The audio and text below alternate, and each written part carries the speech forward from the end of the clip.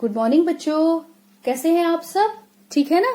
तो चलिए आज हम लोग दक्षता उन्नयन की हिंदी की वर्कबुक भरना शुरू करते हैं। तो सारे बच्चे पेज नंबर 115 निकाल लीजिए। निकाल लिया ना सारे बच्चों ने पेज नंबर 115? ओके। तो आज हम लोग सीखेंगे अनुस्वार एवं अनुनासिक। क्या सीखेंगे? अनुस्वार एवं अनुनासिक। ओके। तो यहाँ पर एक पैराग्राफ लिखा हुआ है। तो सबसे पहले इस पैराग्राफ को हम लोग बड़े ध्यान से पढ़ेंगे। ओके। गर्मी के एक दिन राजेश और उसका परिवार झरने में नहाने गए। रास्ते में जंगल था, ऊंची ऊंची पहाड़ियां थीं। पेड़ों पर बंदर इधर उधर कूद रहे थे। राजेश की माँ ने राजेश को गोद में बैठा लिया। वहां पानी एक ऊंची पहाड़ी से निरंतर गिर रहा था। राजेश ने अपनी माँ से पूछा कि माँ, मैं भी नहाने जाऊं? माँ ने कहा, तुम अकेले झरने में नहीं नहा सकते, क्योंकि वहां पानी कहीं गहरा और कहीं उथला है। इसलिए तुम अपने भाई या पिताजी के साथ जाकर नहाना। राजेश अपने भाई के कंधे पर बैठकर नहाने गया। पानी ठंडा होने से राजेश को ठंड लगने लगी। सभी ने झरने पर नहाकर भोजन किया। वे शाम तक घर वापस आ गए। ओके। तो यहाँ पर ये हमने एक अनुच्छेद पढ़ा। इस अनुच्छेद में कोई कोई शब्द के ऊपर एक बिंदी रखी थी। देखी ना आप लोगों, जैसे जंगल, और किसी शब्दों के ऊपर क्या हुआ? चंद्रबिंदु लगा था, इस तरह का। ओके।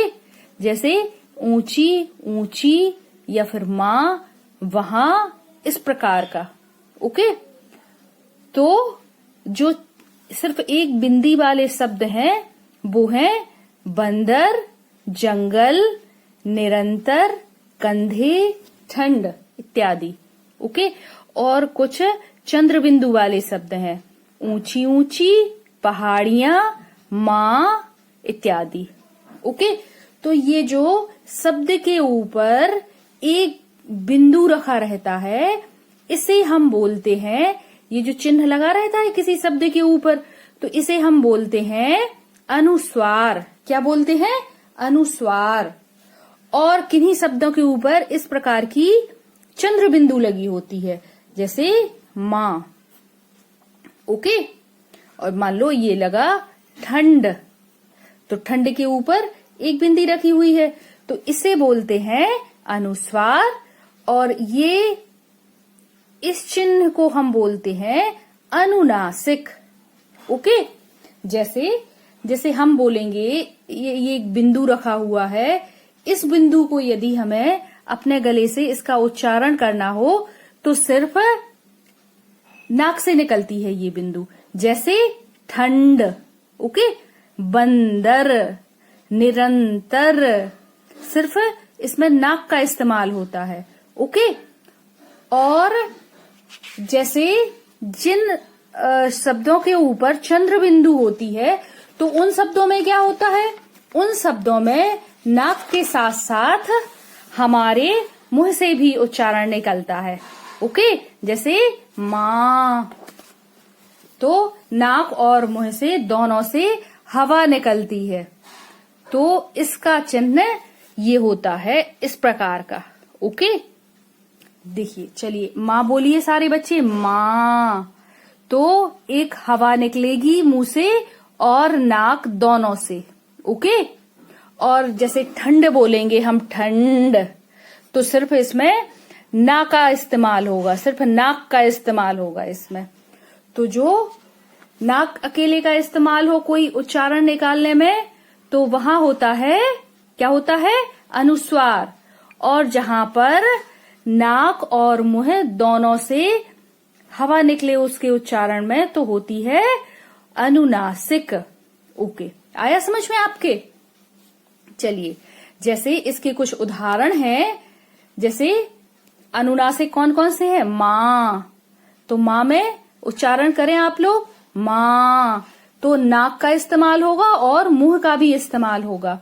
और एक हवा, जब इसका उच्चारण करेंगे तो नाक और मुंह दोनों से हवा निकलेगी। ओके। फिर दूसरा शब्द है वहां।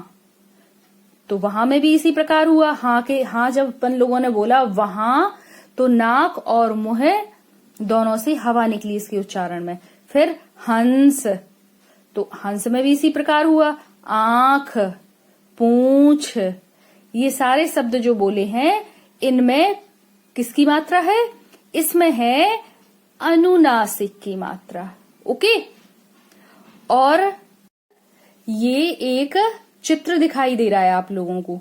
इस चित्र में कुछ शब्द दिए हुए हैं। इन शब्दों में से हमें अनुस्वार और अनुनासिक वाले शब्द छांटकर यहाँ पर लिखना है। ओके। जिन पर सिर्फ एक बिंदी वाली मात्रा है, मतलब अनुस्वार है या चंद्र बिंदु है, उन शब्दों को अलग अलग छांटकर हमें यहाँ पर लिखना है। ओके। नेक्स्ट है, इसके बाद है अनुस्वार व अनुनासिक शब्दों को छांटकर इस तालिका में लिखिए। ओके। ये आप लोगों को गमला दिखाई दे रहा है, इस पे कुछ अनुस्वार और अनुनासिक वाले शब्द दिए हुए हैं। ये हमें यहाँ पर छांट के लिखना है। जैसे मुह, मुह के ऊपर क्या है? चंद्र बिंदु है, तो ये आ जाएगा अनुनासिक में। ओके। फिर इसके बाद है स्वयं, तो स्वयं में ये आ जाएगा अनुस्वार में। फिर अंश, फिर मां, मां आ जाएगा अनुनासिक में। आऊं,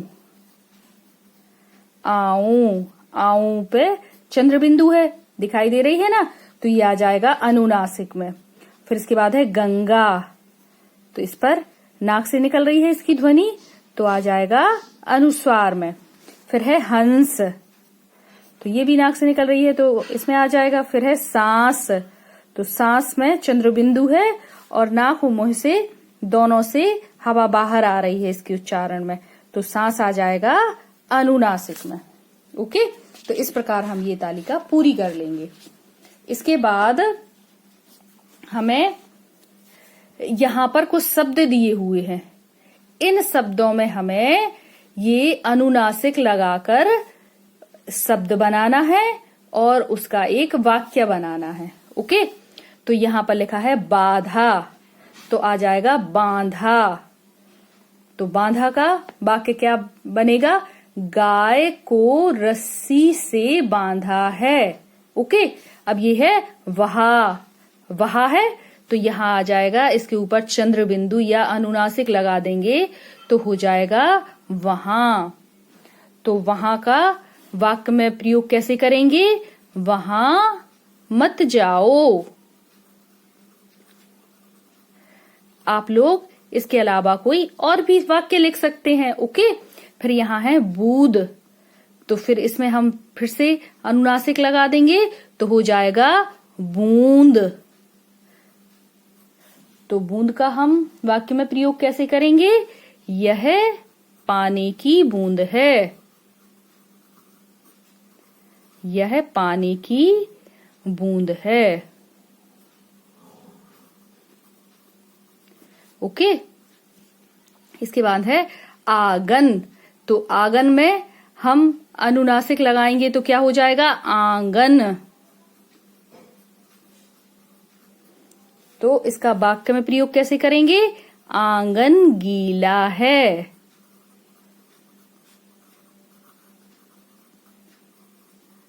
ओके। फिर है मां, तो मां में चंद्र बिंदु लगाएंगे तो क्या हो जाएगा? मां। तो यहां पर क्या वाक्य बनेगा? मेरी मां सबसे अच्छी है, मेरी मां सबसे अच्छी है। ओके। इसके अलावा आप चाहें तो कोई और वाक्य भी बना सकते हैं। फिर है दांत, तो यहां पर आ जाएगा चंद्र बिंदु के लगाने के बाद इसका उच्चारण हो जाएगा दांत। ठीक है। तो इसका वाक्य में प्रयोग करेंगे तो क्या आ जाएगा? अपने दांत साफ करो। ओके, आप चाहें तो कोई और वाक्य भी बना सकते हैं। ओके, फिर इसके बाद है, यहाँ पर कुछ शब्द दिए हुए हैं। इन शब्दों में क्या है, ना तो अनुनासिक है और ना अनुस्वार की मात्रा है। ठीक है, तो हमें यहाँ अनुस्वार या फिर अनुनासिक का प्रयोग करके हमें इनके शब्द बनाना है। जैसे यहाँ लिखा है हंस, तो हंस लिखा हुआ है, तो हंस पे हम अनुस्वार लगा देंगे तो हो जाएगा हंस। ओके, फिर लिखा हुए डडा, तो डडा पे अनुस्वार लगा देंगे तो हो जाएगा डंडा। फिर है पत, तो पत पे अनुस्वार लगा देंगे तो हो जाएगा पंत। फिर गगा, गगा के ऊपर भी अनुस्वार गा के ऊपर लगा देंगे तो हो जाएगा गंगा। ओके, अब यहाँ देखो गाँव, गाँव के ऊपर लगा देंगे अनुनासिक, गा के ऊपर क्या लगाएंगे, अनुनासिक, तो हो जाएगा गाँव। ओके, सास के ऊपर अनुनासिक लगा देंगे तो हो जाएगा सांस। माग के ऊपर अनुनासिक लगा देंगे, माँ के ऊपर, तो क्या हो जाएगा मांग। बास के ऊपर लगा देंगे, बा के ऊपर अनुनासिक लगा देंगे तो हो जाएगा बांस। ओके, तो इसी प्रकार ये नए शब्द बन जाएंगे।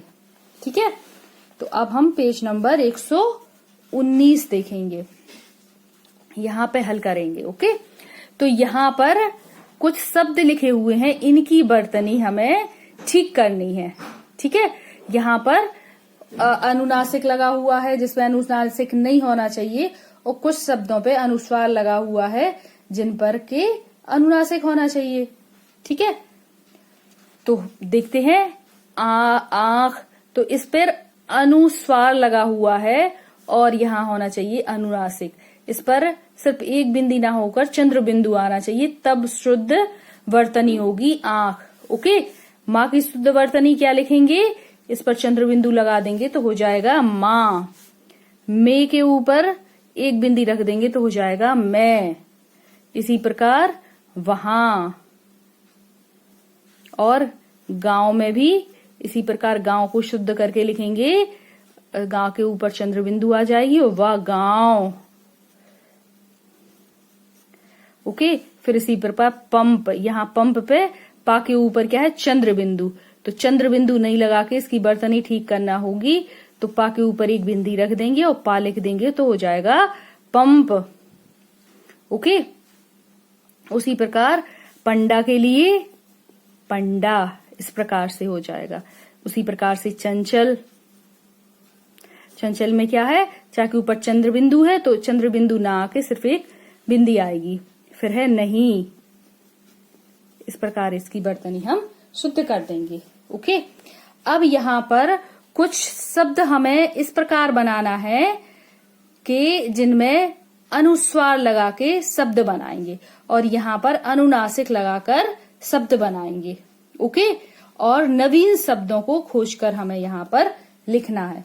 तो जैसे रंग, रा के ऊपर बिंदी और ग, रंग, या फिर अंग, संग,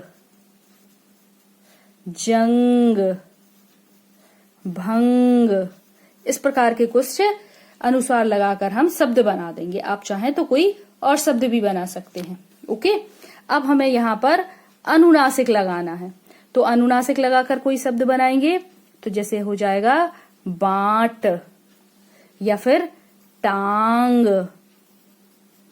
या फिर क्या आ जाएगा पांच। और शब्द बनाएंगे तो चलिए आंखें, ओके, या फिर कांपना।